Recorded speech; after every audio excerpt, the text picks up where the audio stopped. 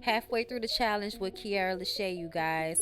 I have definitely seen some results from working out with her Dance Tabata Season 2 workout.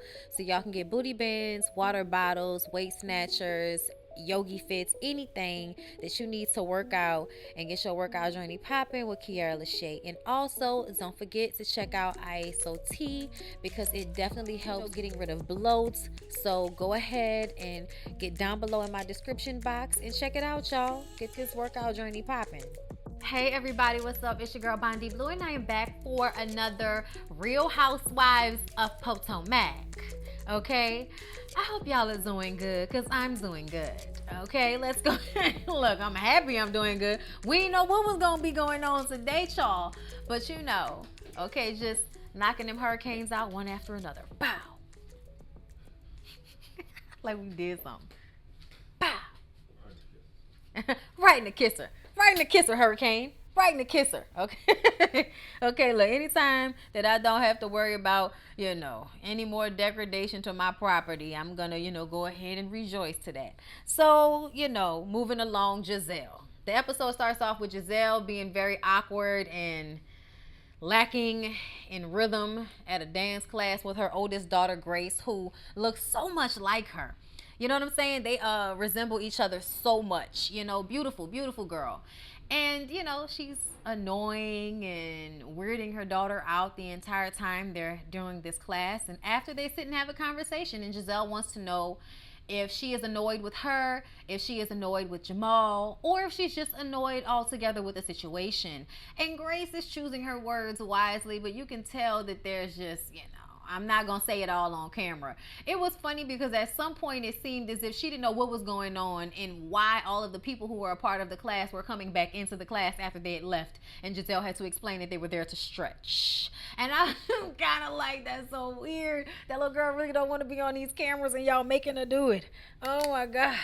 But all in all, Gizelle is annoyed by the fact that her daughters are not that happy that she and Jamal have gotten back together. The truth of the matter is you can't bad talk him publicly and every chance you get and think that your kids aren't going to be negatively affected by that in one way or another. And that's why I always say that people always talking about I was a bad husband, but I was a good father. And those two things don't really go together. You're showing them an example, a bad example that does not make you a good parent because you took care of them. A lot of people mess up their kids and take care of them. You know what I'm saying? Not to say that that's Jamal, but I mean, you do kind of seem like a fair weather friend when it comes to the parenting. Karen has Matt over. Y'all know that's her little assistant who we didn't believe was her friend. She mean like that's her friend. But y'all, he didn't been here for a while now. I guess we just gonna have to go ahead and accept that Matt is really in Karen's life for real, okay? So then her videographer comes over, and then this man comes over and gets in this suit or, some type of like royal costume, and then he rehearses, "It's the invitation to Karen Huger's housewarming party. The dame is back in Potomac." It was kind of like that. And it was ridiculous and over the top and just like Karen. Okay, so this is the invitation that she's going to send out to everybody to come to her housewarming party because she is so happy to be back in Potomac. Glad to be back in the zip code, okay? I actually thought it was cute. I'm a girl that loves a singing telegram. So this is along the lines of a singing telegram. People used to do stuff like that, and you either get a kiki or roll an eye, but don't be like Robin. Don't be a hater, Robin's a hater, I see it. I'm sorry, but it's what I see. Wendy and Robin, speaking of Robin, meet up at the park and their kids play together and, they sit and they talk, real messy like. Wendy tells her about how when they punish the kids, they put them in the room with all of the degrees that they have. And Robin is like, the kids know what degrees are? I'm like, yes. And she's like, that must be a Nigerian thing. And I was like, no, not really. If your parents are serious about academia, then yeah, you know what a degree is at around what? 9, 8, 9? Like, I can't even remember really, but I feel like I've always known I was supposed to go to college. Okay? So for me, And I'm just kind of like, yeah, you knew what a degree was around like 9, 10, 8, 9, 10, around that age. Yeah, pretty much. So I just was kind of like, why do y'all give y'all kids, like, what be wrong with the kids, y'all? I'm sorry. But y'all just sell y'all kids a little short sometimes, but y'all think they can't understand simple things like, you know, you go to college and you get a certificate and that's called a degree. Like, you pass pre-K, you get a certificate. And it's not a degree, but along the same lines. Then Wendy tells Robin about the conversation she had with Candace and how Candace called Gizelle a monster. Well, Gizelle, you are. You're the green-eyed monster. You're a monster. People have been calling you a monster since you started on this show because you're like a mean girl from, you know, the AKAs or whatever. Like, no disrespect, y'all, but you know, you're the light skin. I think I'm better than everybody, you know, stereotype. Like, you're the green-eyed devil, bitch. Like, yeah, you know, we've heard about it once or twice. This is nothing new, okay? But y'all know Robin is downloading all of this information to her hard drive so that she can send it on over to Gizelle later on. I heard Wendy throw shade at Karen talking about she's no longer popping that puss. And I'm just kind of like, why is that even a topic of conversation? Like, at some point, you know, you might not be popping puss anymore. And you may not have to be 50 in order to, you know, for that to be the situation. It doesn't even matter. It's just stupid to me that that's even a topic of conversation. But Robin was delighted at any, you know, shade towards Karen. Because I told y'all, like, I really feel like Robin is really a hater when it comes to Karen. And I don't know why. I don't know why. You know why? I think she thinks that Karen is an easy target. And it's funny because I think she's one. I also feel like I heard Wendy say she doesn't like Ashley, and I'm not exactly sure why. Like, I don't know why, but okay. Ashley and Candace meet up, and, you know, the baby's there, thank God. And Candace admits that she said some horrible things about Ashley while she was in labor, but she didn't know that Ashley was in labor. How was she supposed to know that? Like, I was just like, y'all gonna give Candace a break for this. You know, Candace told Ashley you were engaging as well. And Ashley's like, well, I don't think you understand the severity of the situation. And Candace is like, no, I understand. She's like, no, you don't. No, you don't. She's like, yes, I understand. And then the baby's like, nah, nah, nah, nah, you know. And they say, oh God, you know, let's just bring it down. And, you know, Candace says, I will say this, that I am sorry if what I said hurt you. You know, it was not my intention to do that at that time, okay? And I do want to move forward. And Ashley accepts that. And, you know, they're going to try to move forward. Now, they do talk about Monique. And Candace feels like she doesn't understand why Monique couldn't bring up prior, okay, over the phone, her issue with Sharice. And I'm like, that's a good damn question. That is a very good question, okay? I need to understand that as well. Now, it did seem like every other time when somebody was trying to talk to Candace last week that she didn't feel like talking or she didn't want to talk or whatever. It just, I don't know how to feel about this situation just yet. I really want to know why the fight happened though. Can we get there? Like, why did the fight happen? Especially since Monique has already said that this situation with Sharice and the behind the scenes foolishness, you know, about her cheating with the trainer and all of that, that didn't have anything to do with why she and Candace got into a physical altercation. So I'm just kind of like, oh my God, how many episodes are we going to have to wait before we get to it? Come on. And then we see Karen's invite come in, okay? And Wendy is rolling her eyes to her husband about it. Robin says that, you know, she's taking this grand dame thing too far. And Gizelle called Robin, you know, after she saw the invitation. And so Robin says that Karen is taking this grand dame thing too far. Gizelle brings up how Ray wasn't in any part of it. And he's not a part of anything, not even sex. And I'm like, y'all are having a really good time talking about, you know, the sexual relations happening between Karen and her husband. Like, y'all are weird. I'm just saying. I just kind of feel like y'all are weird. And then Robin, of course, has to give her all of the information that Wendy gave her. And the specific thing, of course, was that Candace called her a monster. Like, mad about facts. Mad about facts. Then we see Monique and Chris. Okay, they're getting the kids ready for bed. And Monique talks about how overwhelmed she is. Even though she has help, you know, a lot of their responsibility for the children and the house and making sure that Chris has everything that he needs always falls on her, and she would like to be wined and dined for her hard work. Like, you know, give me something romantic, romanticize me, okay? Do whatever you gotta do, but plan something for me to do, for us to do. And, you know, Chris comes at her, well, you know, I got the money, so just pay for it. You know, No, I don't want to do it. I don't want to have to pick it out. That's the problem. I totally understand where she's coming from because, we have that similar situation. All right. I'm the one that always has to do everything because, Libras like him, male Libras, they just be, Lord, okay, it takes them forever to do something, to pick something out. They so indecisive. It is, ugh. So yeah, okay. But I definitely understand where she's coming from. He says he'll plan something, but he's gonna want something after, and she better not be too tired. I was like, oh, okay. Well, I mean, ain't that what we working up to anyway?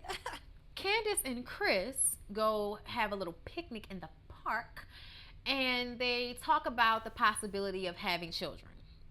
The truth of the matter is, because Candace's mama messed her up so much, she is scared of what it would be like when she is the one solely responsible for a child. She is not sure if she would be what she feels the child needs, especially since she feels as if she didn't get what she needed from her mother or from her father. So yeah, I understand where Candace is coming from, but I think if this is something that Candace really wants, she shouldn't let that fear stop her from doing it, because at the end of the day, kids have had worse lives than yours. Kids have been in far worse situations with their parents than you have been. Okay, so the whole idea is to improve upon the model. That's what you're supposed to be doing. When you want to have kids, you're supposed to be picking out all of the things that your parents did, looking at what they did and feeling like, okay, this was cool, this wasn't. All right, and you just try to be a better version of them with your kids. That's the only thing you can do, is to do better with the knowledge that you've been given. That's all you can do. Okay, so I think Candace needs to cut herself some slack if that's something that she really wants to do. And then they discuss how she and Ashley have decided to move forward and not have so much beefage anymore. And then we see Karen getting ready for the party, and she talks about how she's using this party to get closer to Ray, and I don't understand how. I don't understand how those two things go together at all. But you know what, Karen? Whatever, sis. I love you. So, that's fine. It's your house. If you want to have a housewarming party, if you want to have people come over, whether you're renting or buying, Robin, like all of this, Robin, you in a townhouse and all of this, and you want to talk about whether somebody's buying or renting, word. You haven't even found a house like Karen's. You're about to start. You want a house like Karen's. You're a hater. You're a hater, Robin. It's so sad. We see Cal go over to Gizelle's house to help her get ready for Karen's party. And she pulling out all of the dead weaves that she needs to throw away in order for him to, flat iron it for the dear gods. Okay? And they have this conversation about her kids and how it is so upsetting to her that they are, not comfortable with her and Jamal's relationship. And Cal has to explain to her that y'all have talked about y'all's relationships and its pitfalls publicly and a lot over the past few years. Those kids understand about their father that he hurt you. And as it's their father hasn't even really been that present, and they feel like he uses the relationship with them in order to get with you, so they feel as if he's disingenuous. And it doesn't matter that he's their father, because she brings up how they like Sherman so much, and I'm like, probably because Sherman wasn't disingenuous. Probably because Sherman was a genuine person and you just got the best of him, because I don't think he realized how much of a task you were going to be. Okay? We also found out that Cal used to cut Jamal's hair. And I was just like, oh, so this relationship goes back. He knows all of the business. But I love how Cal told her to lead with love. Whatever you're going to do, if you're going to be with Jamal, as long as you're doing it from a place of love, then everything will work itself out. And then we get to Karen's party. Everyone comes in at the same time. I didn't know what was going on. I was like, was everybody outside waiting? Did they take a bus? Like, it looked like everybody took a bus from a parking lot to get to the house. That's why they were all there at the same time. That was so weird. Ray's like, oh, it looks like it's party time. I was just like, yes, Ray, it's party time. Gizelle gets there first, and Karen asks, where's Jamal? And she says, oh, he's in Atlanta. He has church in the morning. And Karen says, she doesn't want to have to answer for Jamal's past, and she thinks she's being smart by not bringing him around, but we're still going to talk behind your back, girl, so just walk in your truth. Walk in your truth. Giselle asked why Ray wasn't on the invitation since it's a Huger party, and he was like, well, where did she get the last name from? She was like, get me together. I was like, yes, you've been gotten. You've been gotten by old Ray. He was quick enough today, wasn't he? Ashley gets there, okay, wearing a little tight dress. Ashley looks amazing to say she just had a baby. I mean, that really goes to show how working out during your pregnancy really helps that snapback. Wendy walks in, and I was like, Wendy really needs to stop wearing this really flat, straight hair. Like, I don't know what it is for me, but I feel like whenever women have, like, you know, broad features, textured hair looks so much better. Nobody's saying don't wear a weave, but can we just do better than this old, you know, tired ass straight hair that's just laying flat on your head? Like, can we get some curls? Can we get some waves, Wendy? Like, I need you to give us va va va boom with the hair to match the bone structure, the cheekage, the moutage. Like, not this flat ass hair, even though your red lip was giving life, okay? Just to, you know, be positive as well. Gizelle and Ashley talk about Candace and how she said that Gizelle was a monster, and Ashley was like, so did she use those specific words? Yeah. I'm like, Ashley, you called her a monster, I'm sure. So look, okay, I love how you're staying neutral, sis, but at the end of the day, she dug in real hard into you and Michael's mess, okay? But it's hellified, but it's hell bent on, you know, having Jamal on the show, but not having him on the show. Monique and Chris get there, okay, looking beautiful as always, okay? Robin comes in with pizza. That's why she was late, because she went and picked up pizza. Robin looked amazing in that dress. I love the short hair on her. Like, she was giving me life when she walked into the party. But I absolutely, like, was just like, oh, word, you got pizza to make fun of the time that you showed up to the house you thought Karen wasn't living in with the pizza. Girl. Okay, Robin. Okay. It's just so stupid, but okay. Karen just laughs it off. Oh, Robin.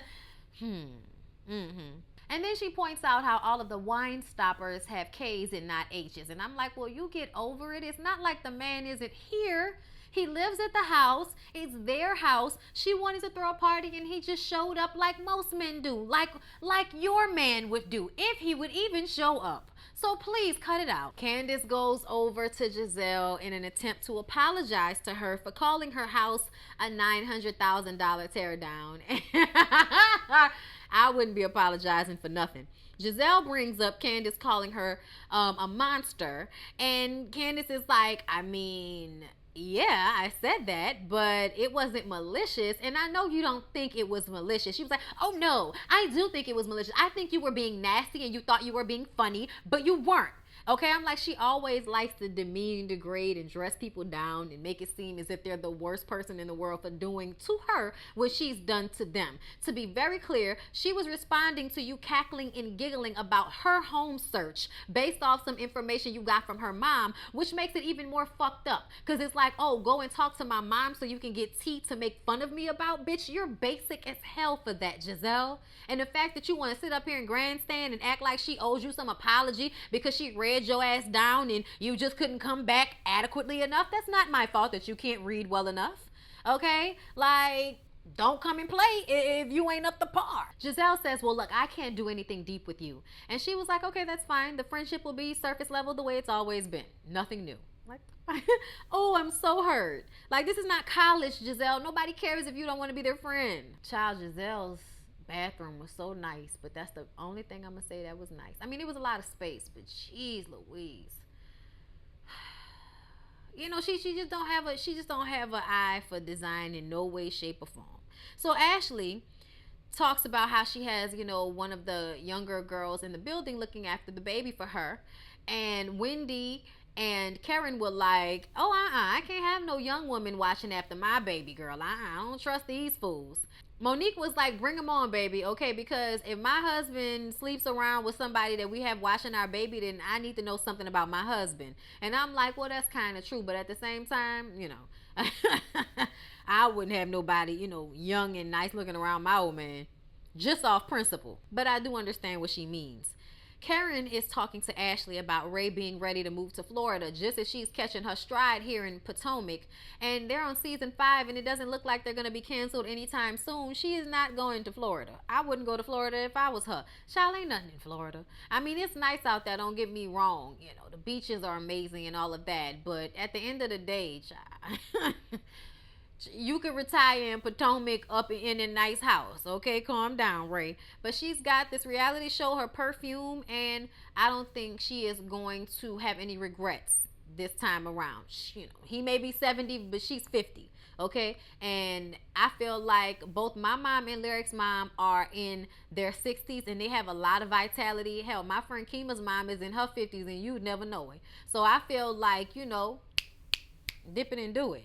Then Karen comes out in a pink suit and a wide brim hat like Beyonce, and she's, you know, doing the thing. I was like, girl, you better serve it. I actually really like the pink. I thought it was a beautiful color of pink. And Robin is like, come out here looking like Pepto-Bismol, okay? Looking like My Little Pony. I'm like, sis, you don't have the right to be ripping nobody's looks, okay? You just so happen to do very well this one night. But Robin, okay? You have definitely worn Pepto-Bismol pink before. So please cut it out. And you've also gave us Chanticleer in the hair department. Chanticleer. So no, don't do that. Okay, don't do that. Don't try to rib nobody because you have made many a mistake. Okay, as far as the look department, I told y'all Robin is a hater. Robin is a hater. And then we see, you know, old Ray going up there to bed because he's tired. He gave you all he had, now he's going to bed. Okay. Yeah, y'all. That was Real Housewives of Potomac. I hope y'all enjoyed. Please don't forget to like, comment, and subscribe to my channel if y'all have not already. I love y'all, and I'll see y'all in the next.